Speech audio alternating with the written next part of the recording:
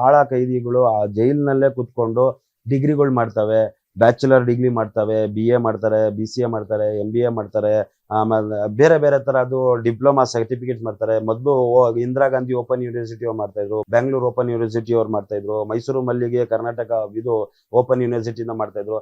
ಬಹಳ ಜನ ಕೈದಿಗಳು, ಸ್ವಲ್ಪ ಜನ ಕೈದಿಗಳು ಕ್ಯಾರಂ ಬೋರ್ಡ್ ಆಡ್ಕೊಂಡು ಅದು ಇದು ಟೈಮ್ ವೇಸ್ಟ್ ಮಾಡ್ತಾರೆ. ಸ್ವಲ್ಪ ಜನ ಅವ್ರದ್ದು ಬಹಳ ಜನ ಕೈದಿಗಳು ಓದುತ್ತಾರೆ, ಎಜುಕೇಶನ್ ಮಾಡ್ತಾರೆ. ಎಜುಕೇಶನ್ ಮಾಡ್ಬಿಟ್ಟು ನನಗೆ ಗೊತ್ತಿರೋಂಥದ್ದು ಬಹಳ ಜನ ಇದ್ದಾರೆ. ಎಜುಕೇಶನ್ ಮಾಡ್ಬಿಟ್ಟು ಹೊರಗಡೆ ಬಂದ್ಬಿಟ್ಟು ಕೆಲ್ಸಕ್ಕೆ ಸೇರ್ಕೊಂಡು ಒಳ್ಳೆ ಜೀವನ ಮಾಡ್ತಾ ಇದ್ದಾರೆ. ಇದು ಸುಧಾರಣೆ ಆಗಂತ ಅವಕಾಶ ಮಾಡ್ಕೊಡ್ತವೆ. ಇವಾಗ ಗುಲ್ಬರ್ಗ ಪ್ರಿಸನ್ ನಲ್ಲಿ ಇವಾಗ ಶಿವಮೊಗ್ಗ ಪ್ರಿಸನ್ ನಲ್ಲಿ ಇದ್ದಾರೆ ರಂಗನಾಥ್ ಸಾಹೇಬ್ರು, ಚೀಫ್ ಸೂಪರಿಂಟೆಂಡೆಂಟ್ ರಂಗನಾಥ್ ಸಾಹೇಬ್ರು. ಅವರು ನಾನ್ ನೋಡ್ದಂಗೆ he is a very good officer, very good gentleman. ಅವ್ರು ಏನ್ ಮಾಡ್ತಾರೆ, ಕಾರಾಗೃಹದಲ್ಲಿ ಇದು ಸಜಾಬಂದಿ ಕೈದಿಗಳಿಗೆ ಒಂದು ಕನ್ನಡದಲ್ಲಿ ಎಷ್ಟು ನನ್ನ ಹತ್ರ ಒಂದು ಬುಕ್ಕೆ ಕೊಟ್ಟಿದ್ರು, ಎಲ್ಲೋ ಇಟ್ಟಿದ್ದೀನಿ ಅದ್ ಬುಕ್. ಅಲ್ಲಿ ಅವರು ಪೊಯಮ್ಸ್ ಪೊಯಮ್ಸ್ ಬರೆಯೋದು, ಅನುಭವಿಸಿರಕ್ಕಂತ ಕಷ್ಟವನ್ನು ಅವರು ಬರೆದ್ಬಿಟ್ಟು ತಾಯಿ, ಹೆಂಡತಿ, ಮಕ್ಕಳು ಅವರೆಲ್ಲ ಅವ್ರು ನೆನ್ಸ್ಕೊಂಡು ಏನೇನೋ ಬರೀತಾರೆ. ಈ ಕಾರಾಗೃಹದಲ್ಲಿ ನಾನೊಂದು ಪಕ್ಷಿ, ನಾನೊಬ್ಬ ಪಕ್ಷಿ, ಯಾವಾಗ ಹಾರ ಹೋಗ್ತೀನೋ, ನಮ್ಮ ತಾಯಿ ತಂದೆ ನನಗೆ ವೇಟ್ ಮಾಡ್ತಾ ಇದ್ದಾರೆ. ಆ ತರ ಎಲ್ಲ ನಾನು ಕನ್ನಡದಲ್ಲಿ ಓದಿದೆ, ಬಹಳ ಸ್ಪಷ್ಟವಾಗಿ ಚೆನ್ನಾಗಿ ಓದಿರ್ತಾರೆ.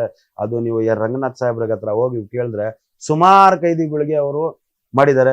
ಮತ್ತೆ ದಂಡುಪಾಳ್ಯ ಗ್ಯಾಂಗ್ನವ್ರಿಗೆ ಎಲ್ಲ ಅವರು ಒಳ್ಳೆ ಇದು ಮಾಡ್ಬಿಟ್ಟು ಅವರೆಲ್ಲ ಅನುಕೂಲ ಮಾಡಿಕೊಟ್ಟು, ಅನುಕೂಲ ಅಂತ ಹೇಳಿದ್ರೆ ಕಾರಾಗೃಹದಲ್ಲಿ ಹೆಂಗೆ ನೀವು ಪರಿವರ್ತನೆ ಆಗ್ಬೇಕು ಅಂತ ಹೇಳ್ಬಿಟ್ಟು ಕೆಲಸಗಳಿಗೆ ಹಾಕ್ಬಿಟ್ಟು, ಅವರು ಕೂಡ ಎಷ್ಟೋ ಜನ ಸ್ಟಡೀಸ್ ಮಾಡಿದ್ದಾರೆ.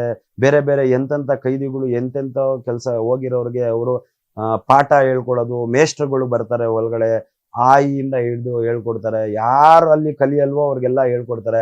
ಇವಾಗ 18 ವರ್ಷ ಟೀನೇಜರ್ಸ್, 18ರಿಂದ 20 ವರ್ಷ ಹುಡುಗರು ಕ್ರೈಮ್ ಮಾಡ್ಬಿಟ್ಟಿರ್ತಾರೆ. ಅವ್ರಿಗೆ ಒಂದು ರೂಮ್ ಇಕ್ಬಿಟ್ಟು ಅವ್ರಿಗೆ ಹೆಂಗ್ ಅವ್ರಿಗೆ ಯೋಗ ಮಾಡ್ಸೋದಿರ್ಲಿ, ಪಾಠ ಕೊಡ್ಸೋದಿರ್ಲಿ, ಪೊಯಮ್ಸ್ ಹೇಳ್ಕೊಡೋದಿರ್ಲಿ, ಅನುಕೂಲ ಎಲ್ಲ ಮಾಡ್ಕೊಡ್ತಾರೆ. ಮತ್ತೆ ನ್ಯೂಸ್ ಪೇಪರ್ಗಳು ಇರುತ್ತೆ, ಟಿವಿಸ್ ಇರುತ್ತೆ. ಆಮೇಲೆ ಇವರು ಪ್ರೋಗ್ರಾಮ್ಸ್ ಮಾಡ್ತಾರೆ. ಏನದು ಹೊರಗಡೆಯಿಂದ ಟ್ರಸ್ಟ್ನವರು, ಬೇರೆ NGOಸ್ನವರು ಬಂದ್ಬಿಟ್ಟು ಪ್ರೋಗ್ರಾಮ್ಸ್ ಮಾಡ್ತಾರೆ, ಒಂದು ಫಂಕ್ಷನ್ಸ್ ಮಾಡ್ತಾರೆ. ಆ ತರ ಎಲ್ಲ ಮಾಡ್ತಾರೆ.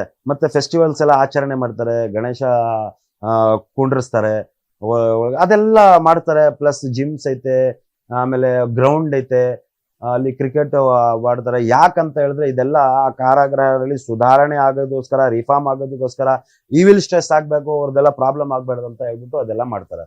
ಎಲ್ಲಾ ಮಾಡ್ತಾರೆ, ಆದ್ರೆ ಊಟ ಮಾತ್ರ ಸರಿ ಕೊಡಲ್ಲ. ಅದೆಲ್ಲ ಮಾಡ್ಕೊಡ್ತಾರೆ, ಊಟ ಕರೆಕ್ಟ್ ಆಗಿ ಕೊಡಲ್ಲ, ವೇಜಸ್ ಕರೆಕ್ಟ್ ಆಗಿ ಕೊಡಲ್ಲ. ಕೆಲ್ಸಗಳು ಮಾಡ್ಕೊಂತಾರೆ, ಮನೆಗಳಿಗೆ ಕೆಲ್ಸಕ್ಕೆ ಕರ್ಕೊಂಡು ಹೋಗ್ತಾರೆ. ಯಾರು ಅವ್ರ ಮನೆ ಕೆಲ್ಸಕ್ಕೆ ಕರ್ಕೊಂಡು ಹೋಗ್ತಾರೆ ಅವ್ರಿಗೆಲ್ಲ ರಿಮಿಷನ್ ಕೊಡ್ತಾರೆ.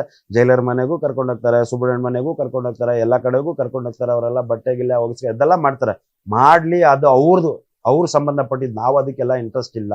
ಅವ್ರಿಗೂ ಒಳ್ಳೇದಾಗುತ್ತೆ, ಯಾರು ಅವ್ರ ಮನೆಯಲ್ಲಿ ಕೆಲಸ ಮಾಡ್ತಾರೋ ಅವ್ರಿಗೂ ಒಳ್ಳೇದಾಗುತ್ತೆ. ಮತ್ತೆ ಏನಂತ ಹೇಳಿದ್ರೆ ಇದೆಲ್ಲ ಮಾಡ್ತಾರೆ, ಊಟ ಮಾತ್ರ ಕರೆಕ್ಟ್ ಆಗಿ ಕೊಡಲ್ಲ. ಗೊತ್ತಾಯ್ತಾ? ಬಾಕ್ಸಿಂಗ್ ಮಾಡ್ಬೋದು ಊಟ ಇದರಲ್ಲಿ, ಮುದ್ದೆಯಲ್ಲಿ ಜೋರಾಗಿ ಎತ್ತು ಹೊಡೆದ್ರೆ ಮುಖಕ್ಕೆ ಇದು ಬಂದ್ಬಿಡುತ್ತೆ. ಅದೆಲ್ಲ ಮುದ್ದೆ ಸರಿ ಇರಲ್ಲ, ಗಟ್ಟಿಗಿರುತ್ತೆ. ಸಾಂಬಾರ್ ಸರಿ ಇರಲ್ಲ, ಎಲ್ಲಿ ಚಲ್ದ್ರೆ ಎಲ್ಲೂ ಹೋಗುತ್ತೆ. ಆಮೇಲೆ ಯಾವ್ದೇ ತರದ್ ಇದಿರಲ್ಲ. ಇನ್ಸ್ಪೆಕ್ಷನ್ ಹೋಗ್ತಾರಲ್ಲ ಹೊರಗಡೆಯಿಂದ ಇನ್ಸ್ಪೆಕ್ಷನ್ ಹೋಗ್ತಾರೆ. ಯಾರಾದ್ರೂ ಆಫೀಸರ್ಸ್ಗಳು, ಹ್ಯೂಮನ್ ರೈಟ್ಸ್ ಇಂದ ಇರ್ಲಿ, ನಮ್ಮ ನ್ಯಾಯಾಧೀಶರುಗಳು ಇರ್ಲಿ, ಇನ್ಸ್ಪೆಕ್ಷನ್ ಹೋದಾಗ ಆ ದಿನ ಬರ್ತಾ ಇದಾರಂತ ಇನ್ಫಾರ್ಮೇಶನ್ ಇದ್ರೆ ಒಳ್ಳೆ ಊಟ ಮಾಡ್ಬಿಟ್ಟಿರ್ತಾರೆ. ಏನಂದ್ರೆ ಮಾಡ್ಬೋದು ಅಂತ ಹೇಳ್ಬಿಟ್ಟು. ಅದು ಬಿಟ್ರೆ ಬೇರೆ ಟೈಮಲ್ಲಿ ಸೀಕ್ರೆಟ್ ವಿಸಿಟ್ ಹೋಗ್ಬೇಕು, ಸಸ್ಪೆನ್ಸ್ ವಿಸಿಟ್ ಹೋಗ್ಬೇಕು. ಸಸ್ಪೆನ್ಸ್ ಆಗಿ ಹೋದ್ರೆ ನಮ್ DG ಅವರು ಸಸ್ಪೆನ್ಸ್ ಆಗಿ ಹೋದ್ರೆ ಗೊತ್ತಾಗುತ್ತೆ. ಇವ್ರು ಇಲ್ಲಿಂದ ಬಿಡಕ್ಕಿಂತ ಮುಂಚೆ ಅಲ್ಲಿ ವೈರ್ಲೆಸ್ ಅಲ್ಲಿ ಮೆಸೇಜ್ ಹೋಗ್ಬಿಟ್ಟಿದ್ದಾರೆ, DG ಸಾಹೇಬ್ರು ಬರ್ತಾ ಇದಾರೆ ಅಂತ ಹೇಳ್ಬಿಟ್ಟು ಅವರೆಲ್ಲ ರೆಡಿ ಮಾಡ್ತಾರೆ. ಊಟ ಮಾತ್ರ ಅವ್ರು ಏನು ಬಿರಿಯಾನಿ ಕೊಡ್ತಾ ಇಲ್ಲ, ಏನು ಇದು ಕೊಡ್ತಾ ಇಲ್ಲ. ನೀವು ಒಳ್ಳೆ ಇದು ಕರೆಕ್ಟ್ ಆಗಿ ಊಟ ಹೊಟ್ಟೆ ತುಂಬಾ ಊಟ. ಬಿಕಾಸ್ ಮನುಷ್ಯ ಜೀವನ ಮಾಡ್ತಾ ಇರೋದೇ, ಮನುಷ್ಯ ಬಾಳ್ತಾ ಇರೋದನ್ನ ಹೊಟ್ಟೆಗೋಸ್ಕರ. ಕ್ರೈಮು ಮಾಡಿರೋದು ಹೊಟ್ಟೆಗೋಸ್ಕರ ಮಾಡ್ತಾನೆ. ಕ್ರೈಮ್ ಮಾಡ್ಬಿಟ್ಟ, ತಪ್ಪಾಯ್ತು, ಏನೋ ತಪ್ಪು ಮಾಡಿದ್ನೋ ಇಲ್ವೋ, ಅನುಭವಿಸ್ತಾ ಇದ್ದಾನೋ ಇಲ್ಲ ಪಶ್ಚಾತ್ತಾಪ ಪಡ್ತಾ ಇದ್ದಾನೋ, ಅದು ಸೆಕೆಂಡ್ರಿ. ಬಟ್ 3 ಟೈಮ್ ಏನ್ ಊಟ ಕೊಡ್ಬೇಕು ಅದು ಊಟ ಕರೆಕ್ಟ್ ಆಗಿ ಕೊಟ್ಟಿಲ್ಲ ಅಂತ ಹೇಳಿದ್ರೆ ಮನುಷ್ಯ ಒಳಗಡೆಯಿಂದಾನೇ ಇದು ಕರೆದೋಗುತ್ತೆ. ಅದು ಬೇರೆದು. ಮನೆ ಊಟ ಕೊಡಲ್ಲ, ಅದು ಬೇರೆದು. ಮನೆ ಊಟ ನೀವು ಕೊಡಲ್ಲ, ಮ್ಯಾನ್ಯುವಲ್ ಇದ್ರೂ ಕೊಡ್ತಾ ಇಲ್ಲ, ಅದು ಕೋರ್ಟ್ ನಲ್ಲಿ ಇತ್ತೆ, ಅದು ಬೇರೆ ಪ್ರಶ್ನೆ. ಅದು ಊಟ ಒಳಗಡೆ ಅಡುಗೆ ಮಾಡ್ತಾರಲ್ಲ, ಅದಕ್ಕೆ ಮ್ಯಾನ್ಯುವಲ್ ಪ್ರಕಾರ ಎಷ್ಟು ಇಂಡೆಂಟ್ಸ್ ಹಾಕ್ಬೇಕು, ಯಾವ್ದಾವ್ದು ಇದು ಮಾಡ್ಬೇಕು, ಕರೆಕ್ಟ್ ಆಗಿ ಬಿಸಿ ಕೊಡ್ತೀನಿ ಅಂತ ತೋರಿಸ್ತಾರೆ. ಬಟ್ ಅದರಲ್ಲಿ ಊಟ ಮಾಡಕ್ಕೆ ಅದು ಟೇಸ್ಟ್ನು ಇರಬೇಕು, ಹೊಟ್ಟೆಗೂ ಸೇರ್ಬೇಕು, ಅದೊಂದು ಮಾಡ್ಬೇಕು. ಅದು ಹೋಗ್ಬಿಟ್ಟು ನೀವು ಪ್ರಶ್ನೆಗಳು ಕೇಳಬೇಕು. ನೀವೇನು ಹೊರಗಡೆ ಏನು ಬಿಡ್ತಾ ಇಲ್ಲ, ಶಿಕ್ಷೆ ಅನುಭವಿಸ್ತಾ ಇದ್ದಾರೆ. ಅಂಡರ್ಟೈಲ್ಗಳಿಗೆ ಏನೋ ಅವ್ರು ಪ್ರೂವನ್ ಗಿಲ್ಟಿ ಇದೆ, ಯಾರು ಇನ್ನೋಸೆಂಟ್ ಅಂತ ಇದ್ದಾರೆ, ಅವ್ರಿಗಾದ್ರೂ ಕರೆಕ್ಟಾಗಿ ಊಟ ಕೊಡಬೇಕು.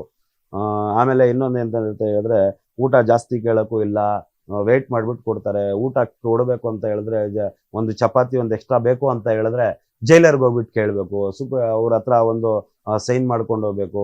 ಆ ಥರ ಎಲ್ಲ ಇರುತ್ತೆ. ಈ ಬಗ್ಗೆ ನೀವು ಹೋಗ್ಬಿಟ್ಟು ಇದಕ್ಕೆ ಕೇಳಬೇಕು. ಪ್ರಿಸನ್ ಡಿಪಾರ್ಟ್ಮೆಂಟ್ಗೆ ಹೋಗ್ಬಿಟ್ಟು ಹೇಳಿ, ಇಂದಿರಾ ಕ್ಯಾಂಟೀನ್ ಸರ್ಕಾರ ಎಲ್ಲೆಲ್ಲೋ ಹಾಕಿದಾವ, ಅದೇ ಇನ್ಚಾರ್ಜ್ ಇಂದಿರಾ ಕ್ಯಾಂಟೀನ್ ಅವ್ರಿಗೆ ಕೊಟ್ಬಿಡಿ ಅಂತ ಕಣ್ಣಿಗೆ ಹಾಕೊಂಡು ಹೊಟ್ಟೆ ತುಂಬಾ ಊಟ ಮಾಡ್ಬಿಟ್ಟು ಕೈದಿಗಳು ಪುಣ್ಯ ಬರುತ್ತೆ ಅವ್ರಿಗೆ ಹಾಕಿದ್ರೆ. ಒಂದ್ ಜೈಲಿನಲ್ಲಿ 260, ಒಂದ್ ಜೈಲಿನಲ್ಲಿ 290, ಒಂದ್ ಜೈಲಿನಲ್ಲಿ 300 ಚಿಲ್ಲರೆ ಆ ತರ ಲೆಕ್ಕ ಹಾಕ್ಬಿಟ್ಟು ಕೈದಿಗಳಿಗೆ ಆತ ತಗೊಳ್ತಾರೆ. 200 ಬೇಡ 300 ಬೇಡ. ನಮ್ ಇಂದಿರಾ ಕ್ಯಾಂಟೀನ್ ಅಲ್ಲಿ 45 ರೂಪಾಯಿ ಕೊಟ್ರೆ 3 ಹೊತ್ತು ಊಟ, ಒಳ್ಳೆ ಊಟ ಸಿಗುತ್ತಲ್ಲ. 15 ರೂಪಾಯಿ ಲೆಕ್ಕ ಹಾಕಿದ್ರು ಹೊಟ್ಟೆ ತುಂಬಾ ಊಟ ಸಿಗುತ್ತಲ್ಲ, ಅಲ್ಲೆಲ್ಲ ಒಳ್ಳೆ ಊಟ ಕೊಡ್ತಲ್ಲ. ಇಂದಿರಾ ಕ್ಯಾಂಟೀನ್ ಅವ್ರಿಗೆ ಇನ್ಚಾರ್ಜ್ ಕೊಟ್ಬಿಡ್ರಿ. 45 ರೂಪಾಯಿ ಸರ್ಕಾರಕ್ಕೆ ದುಡ್ಡು ಉಳಿಯುತ್ತಲ್ಲ. ಒಂದ್ ಕೈದಿಯಿಂದ 150 ರೂಪಾಯಿ, 200 ರೂಪಾಯಿ ಲೆಕ್ಕ ಹಾಕಿದ್ರು 150 ರೂಪಾಯಿ ಲೆಕ್ಕ ಉಳಿಯುತ್ತಲ್ಲ. ನಾವ್ ಹಾಕಿರೋದು ಸ್ಟೇಟ್ ಎಕ್ಸ್ಚೆಕರ್ಸ್ ದುಡ್ಡು, ನಿಮ್ದು ನಮ್ದು ಟ್ಯಾಕ್ಸ್ ಹಾಕೋ ದುಡ್ಡು, ಕೈದಿಗಳಿಗೆ ಹಾಕೋ ದುಡ್ಡು, ಕನಿಷ್ಠ 75% ದುಡ್ಡು ಮಿಕ್ಕಿಬಿಡುತ್ತಲ್ಲ. ಈ ಪ್ರಶ್ನೆ ಹೋಗ್ಬಿಟ್ಟು DG ಅವ್ರು ಕೇಳ್ಬೇಕು. ನೀವು ಕೇಳ್ಬಿಟ್ಟು ಸರ್ಕಾರದಲ್ಲಿ ಕೇಳ್ಬೇಕು, ಹೋಮ್ ಮಿನಿಸ್ಟರ್ಗೆ ಕೇಳ್ಬೇಕು. ಕೇಳ್ಬಿಟ್ಟು ಇಂದಿರಾ ಕ್ಯಾಂಟೀನ್ ನಲ್ಲಿ 15 ರೂಪಾಯಿಗೆ ಒಳ್ಳೆ ಊಟ ಸಿಗುತ್ತೆ. ನೀವು ಕೇಂದ್ರ ಕಾರಾಗೃಹದಲ್ಲಿ 17 ರಿಂದ 18 ಸಾವಿರ ಕೈದಿಗಳಿದ್ದಾವೆ.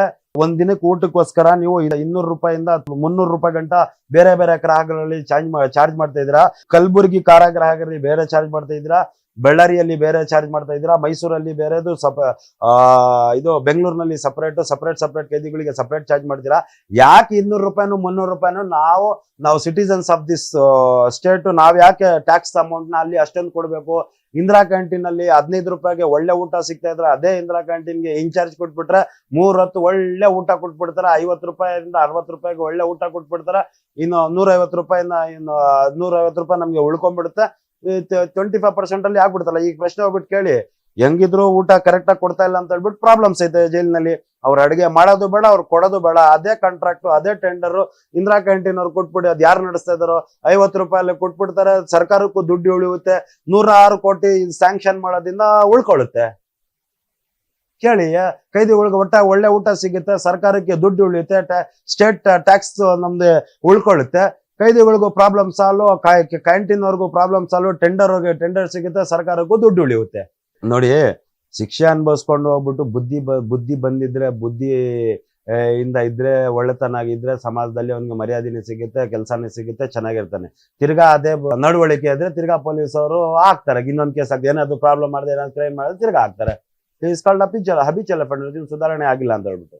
ನಮ್ಮ ವಿಜಯವಾಹಿನಿ ನ್ಯೂಸ್ ಚಾನೆಲ್ನಲ್ಲಿ ಪ್ರಮೋಷನ್, ಜಾಹೀರಾತು, ಅಡ್ವರ್ಟೈಸ್ಮೆಂಟ್ ನೀಡಲು ಸಂಪರ್ಕಿಸಿ 9535808456.